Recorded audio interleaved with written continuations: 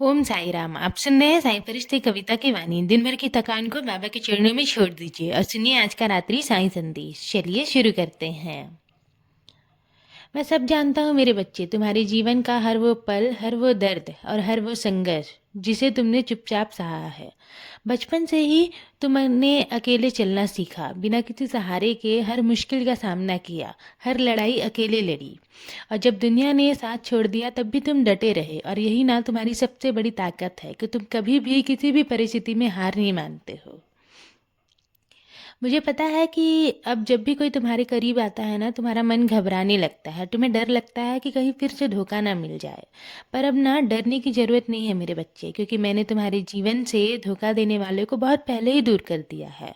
और अब जो तुम्हारे पास है ना, वो मेरे ही भेजे हुए बच्चे हैं, जो हर पल तुम्हारा साथ देंगे, तुम्हें सही सलाह देंगे और तुम्हारी रक्षा करेंगे। वो तुम्हारे अपने हैं, तुम्हारे शुभ चिंतक हैं। अब समय आ गया है कि तुम धीरे धीरे करके विश्वास करना सीखो, क्योंकि आगे ना तुम्हें बहुत बड़ी जिम्मेदारियां मिलने वाली है। और उन जिम्मेदारियों को निभाने के लिए तुम्हें सबके साथ मिलकर चलना होगा। याद रखना, हर काम अकेले नहीं होता, कुछ रास्ते साथ चलकर ही पूरे होते हैं। इसलिए अब से तुम विश्वास करो, मैं हर कदम में तुम्हारे साथ हूँ, कुछ भी गलत नहीं होगा।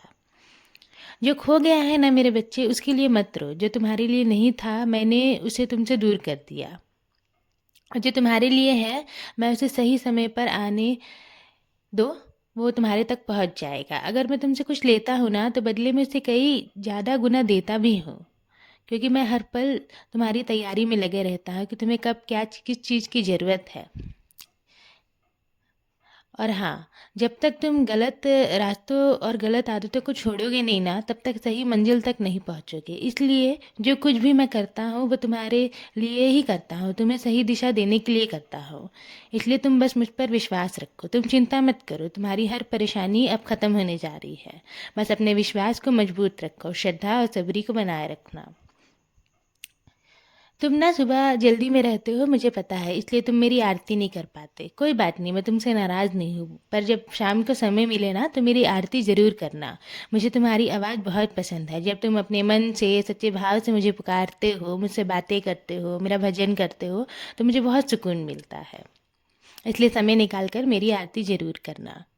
और हाँ, अब तुम्हारा समय बदलने वाला है। मैं हर कदम में तुम्हारे साथ हूँ, तुम अकेले नहीं हो। अब अपने दिल को हल्का करो, मेरी कृपा सदैव तुम पर और तुम्हारे पूरे परिवार पर ऐसे ही बनी रहेगी।